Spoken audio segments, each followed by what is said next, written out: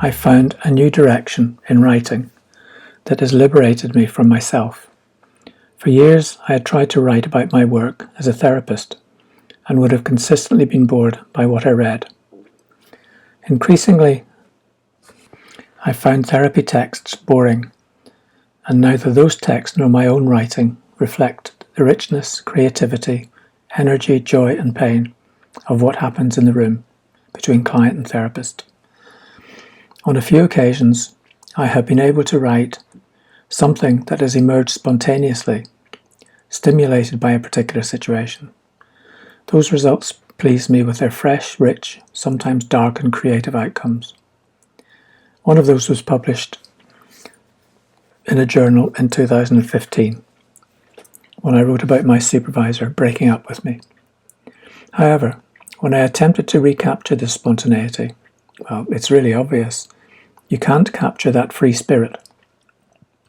Eventually, after a lot of heart and soul searching, I employed a writing coach, based partly on a decision at the beginning of the year to get help with a variety of projects that I tend to carry myself, being so independent. We met and I quickly realised that they and I could work together. And one of their early insights stopped me in my tracks when they suggested the reason that my writing bored me was that it wasn't what I was meant to write. And really it was one of those light bulb moments.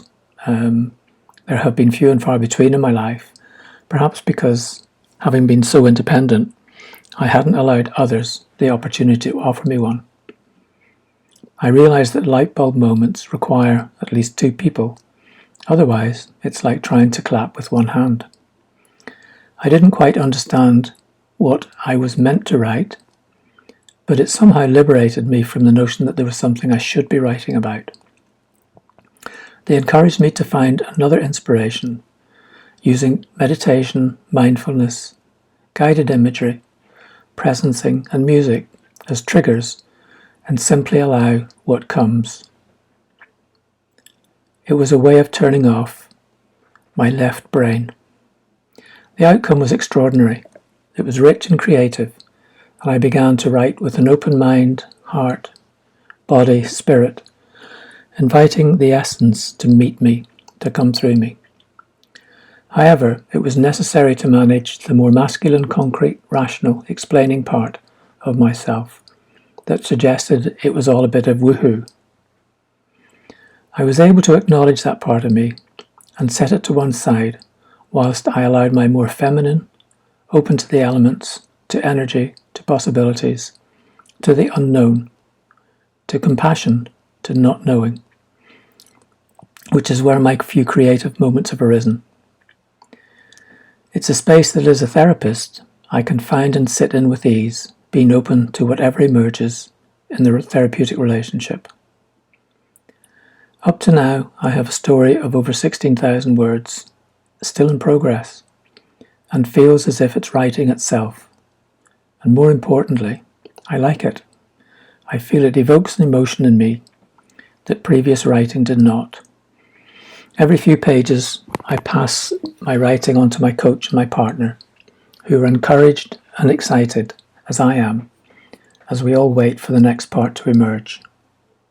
I do have some ideas about where the story might go, but I simply note them in a book, close the book and set them to one side, as they feel like an invitation back to my old way of writing about ideas and shoulds. So I have opened up a way for developing access to energy and essence prior to writing. I find a space with quiet and privacy, and on the table I arrange my notebook, fountain pen filled with turquoise ink, my favourite. In the background I play meditation music on a loop. Light a white sage smudge, opening up the north, east, south and west as a shamanic practice. I then have a shamanic drum and a rain stick that I would play and shake. Let any thoughts pass away. When something does arise, I feel it and I begin to write without judgment. On reflection, I became aware of how many meditate and practice mindfulness globally now. which is essentially another way of connecting with everything seen and unseen in the cosmos. The difference with the Katakamuna process, mentioned in a previous podcast, is that it goes beyond experiencing the mass of essence and energy in the cosmos and brings it into creative expression when the seen and unseen are brought together through the person. So I wonder if we might take mindfulness and meditation a little further and see what emerges. What if, when carrying out those practices, we had the intention to create, to write, to paint, to make music, to sing, to write poetry, make art, knit, and so on? It would be interesting to observe what emerges. There's so much untapped energy around all of us and all around us, even in these days of coronavirus.